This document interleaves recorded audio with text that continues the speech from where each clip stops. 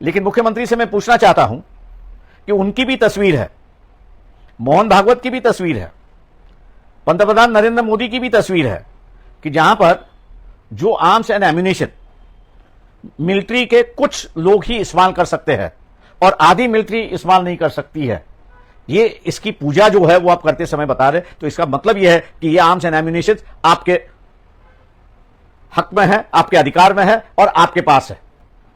तो क्या आप अपने पर भी ये नक्सलवाद का जो है, अर्बन नक्सलवाद, शहरी नक्सलवाद जो है, इस कानून के मुताबिक क्या आप अपने पर भी केस करेंगे? अगर नहीं करेंगे तो शायद हम पब्लिक से भी कहेंगे कि वो खुद इन फोटो जो इंटरनेट पे मिलती है, कई फोटोग्राफ जो उस प्रोग्राम में उपस्थित थे नागपुर में, उनके पास वो फोटोग्राफ्स है, उसके मुताबिक इन पर भी केस किया जाए, क्योंकि ये भी अर्बन नक्सलवाद के इलाके में आते, क्योंकि जो लाइसेंस जो है वो खाली पिस्टल की मिलती है, 302 की जो नॉट की जो गन होती है वो मिलती है।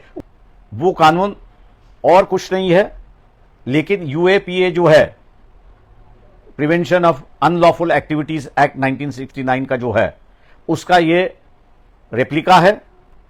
वो कंकरेंट लिस्ट के अंदर, क्योंकि यूनियन लिस्ट के अंदर जो है वो केंद्र को अधिकार है कानून बनाने का, लेकिन उसके साथ साथ कंकरेंट लिस्ट जो है, 7वीं सूची जो है, उसमें राज्यों को भी अधिकार दिया है केंद्र सरकार के साथ साथ, लेकिन उसकी परिसीमा जो है वो परिसीमा डिफाइन की है। अर्बन नक्सल ऐसी भाषा इस्तेमाल कर उन्होंने ये कानून बनाया है। अर्बन नक्सलवाद में आता है, उसकी कहीं भी डेफिनेशन नहीं दी है, कहीं भी उसका डेफिनेशन नहीं है, परिभाषा भी नहीं है, और इसलिए ये खुला लाइसेंस पुलिस डिपार्टमेंट को दिया है कि जिस तरह ताड़ा और मोका का तो अभी भी है, लेकिन ताड़ा के वक्त पुलिस पकड़ के ले जाती थी, अगर एक्शन ना हो तो वहां लाइसेंस फी भरवा दो, कि पुलिस को पूरा लाइसेंस दिया है, छूट दी है कि आप जिसको चाहे उसको पकड़ लो, जिसको चाहे आप बंद करवा लो, और पकड़ने के बाद जो कोई हेराफेरी करनी है वो हेराफेरी का लाइसेंस इस कानून ने दिया है, ऐसा मैं मान के चलता हूं। हम लोग इस कानून के खिलाफ कोर्ट में जरूर जाएंगे। महाराष्ट्र विधानसभा में जो जन सुरक्षा कानून ले आए हैं, वो कानून और कुछ नहीं है लेकिन यूएपीए जो है, prevention of unlawful activities act 1969 का जो है, उसका ये रेप्लिका है, और कोई इसमें नया एडिशन मुझे दिखाई नहीं देता है। इस कानून के मुताबिक राज्य सरकार को जो है वो कंकरेंट लिस्ट के अंदर, क्योंकि यूनियन लिस्ट के अंदर जो है वो केंद्र को अधिकार है कानून बनाने का, लेकिन उसके साथ साथ कंकरेंट लिस्ट जो है, 7वीं सूची जो है, उसमें राज्यों को भी अधिकार दिया है केंद्र सरकार के साथ साथ, लेकिन उसकी परिसीमा जो है वो परिसीमा डिफाइन की है। वो परिसीमा एक है कि अगर राज्यों में कोई अशांति हो रही है तो उसके लिए आप कानून बना सकते हो। समाज के अंदर अगर किसी समाज पर बहिष्कार होता है और अनाज, पानी, हुक्का जिसको हम लोग कहते हैं, वो बंद किया जाता है, उनके खिलाफ प्रिवेंशन के एक्शन आप ले सकते हो। मैं ये मान के चलता हूं कि ये जो कानून है इन बातों को नहीं बनाया है, लेकिन अर्बन नक्सल ऐसी भाषा इस्तेमाल कर उन्होंने ये कानून बनाया है। लेकिन अर्बन नक्सल, इसकी जो परिभाषा है या उसकी सीमा है या कौन सा एक्ट आप कहिए उल्लंघन करते हो, तो वो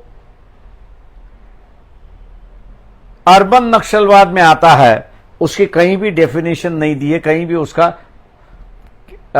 डेफिनेशन नहीं है, परिभाषा भी नहीं है, और इसलिए ये खुला लाइसेंस पुलिस डिपार्टमेंट को दिया है कि जिस तरह ताड़ा और मौका का तो अभी भी है, लेकिन ताड़ा के वक्त पुलिस पकड़ के ले जाती थी, अगर एक्शन ना हो तो वहां लाइसेंस फी भरवा दो, और लाइसेंस फी भरवाने के बाद उसको छोड़ा जाता था।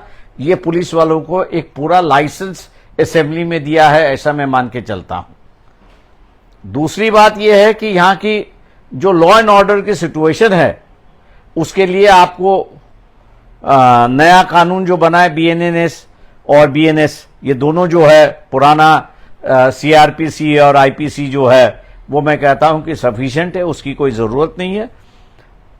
जब आप सिक्योरिटी ऑफ स्टेट इसको डिफाइन नहीं कर पाते, राज्य की सुरक्षिता जब तक आप डिफाइन नहीं कर पाते हैं, तो इसका मतलब ये हुआ कि पुलिस जो अर्थ लगाएगा वो ही होगा।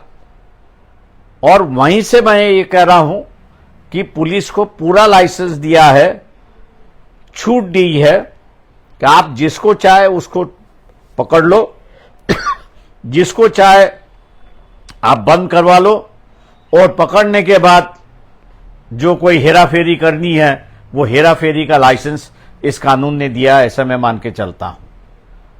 हम लोग इस कानून के खिलाफ कोर्ट में जरूर जाएंगे, लेकिन मुख्यमंत्री से मैं पूछना चाहता हूं कि उनकी भी तस्वीर है, मोहन भागवत की भी तस्वीर है, पंतप्रधान नरेंद्र मोदी की भी तस्वीर है, कि जहां पर जो आर्म्स एंड एम्यूनिशन मिलिट्री के कुछ लोग ही इस्तेमाल कर सकते हैं और आधी मिलिट्री इस्तेमाल नहीं कर सकती है।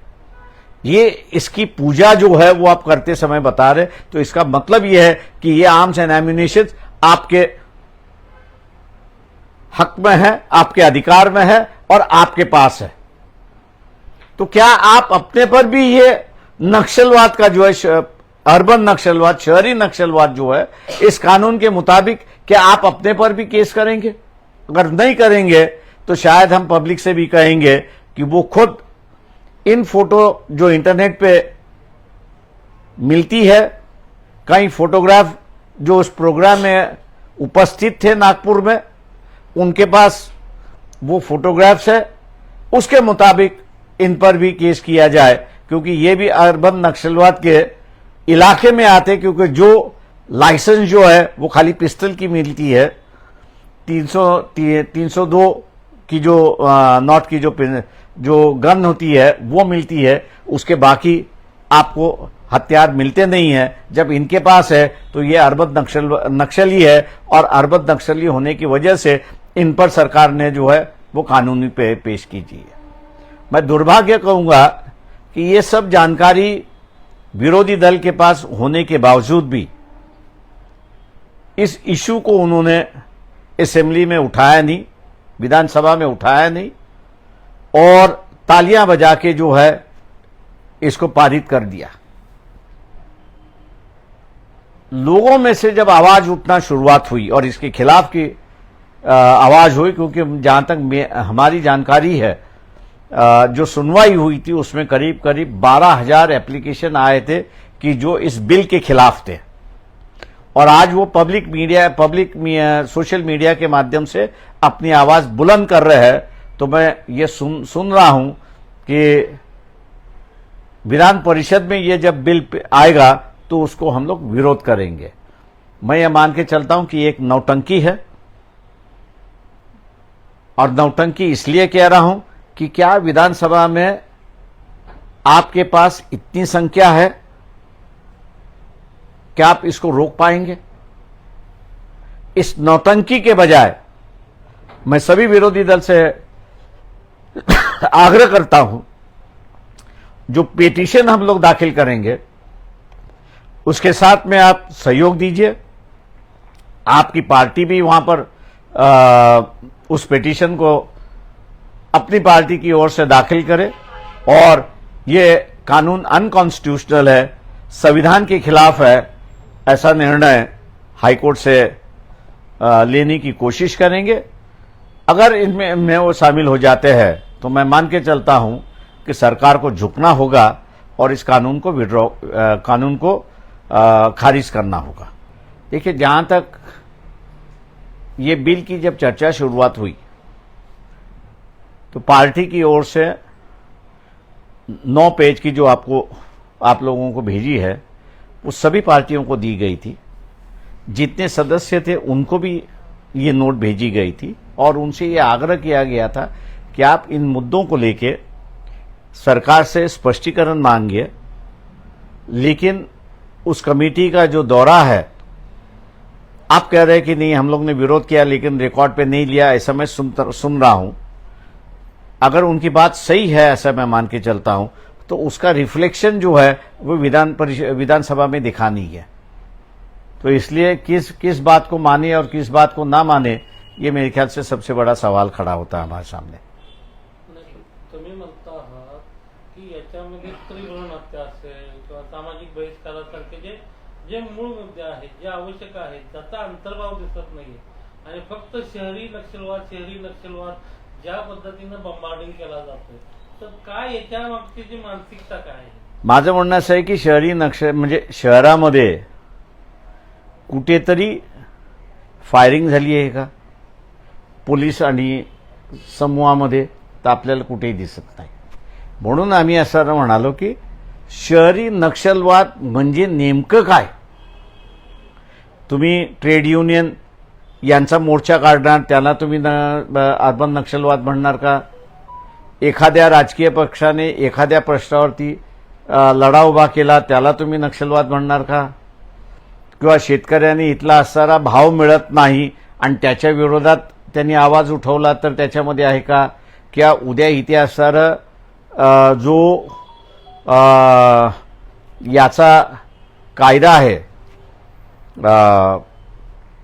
मनी लेंडरचा, त्या प्रमाणात कारवाई झाली पाहिजे ही मागणी घेऊन आल्यानंतर तुम्ही त्यांना असणारा अर्बन नक्षलवाद ठरवणार आहात का? नेमकं कोणाला तुम्ही अर्बन नक्षलवाद ठरवणार आहात?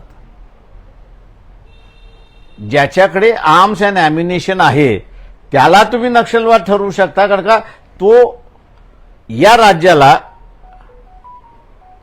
राज्याला जो आहे तो उलथून पाहून बघतोय, कायदेशीर मार्गाने नाही तर बेकायदेशीर मार्गाने। आता बेकायदेशीर मार्गाने करायचं असेल तर हत्यारं घेऊनच करावी लागतील। तुम्हाला पहिल्यांदा असणारे यांच्याकडे हत्यारं आहेत की नाही हे पहिल्यांदा सिद्ध करावं लागेल। हत्यारं जी आहेत ती RSS वाल्यांकडे हत्यारं आहेत आणि त्यांनी पब्लिकली असणारं त्या ठिकाणी डिस्प्ले केलेली आहेत की ज्याचे असणारे फोटोग्राफर पण आहेत आणि काही असणारं हे इंटरनेटवरती सुद्धा असणारं मिळतात। त्यांना तुम्ही असणारं नक्षलवादाच्या कारवाई करणार आहात का? हा त्याच्यातला मोठा प्रश्न आहे।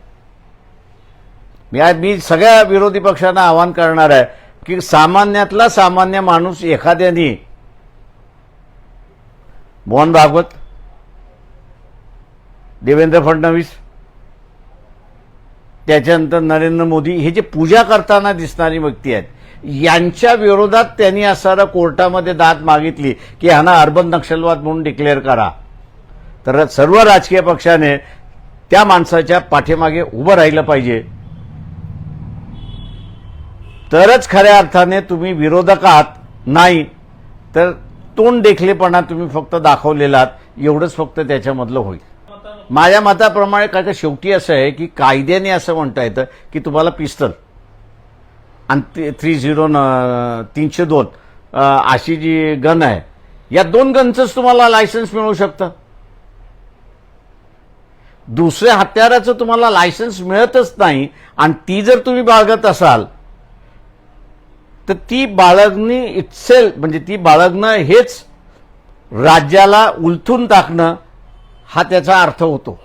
ये अभी जो है, जब ये विधान परिषद में पारित होगा और 100% पारित होगा, उसमें कोई मुझे दोहरा नहीं है।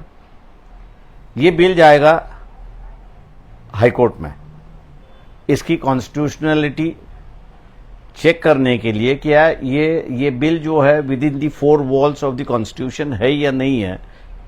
जिम्मेदारी है कि जो इसको चैलेंज कर रहा है उसको दिखाने की ये with in the 4 walls of the constitution नहीं है। अगर वो ये सिद्ध कर पाए तो ये बिल खारिज होगा। आम्ही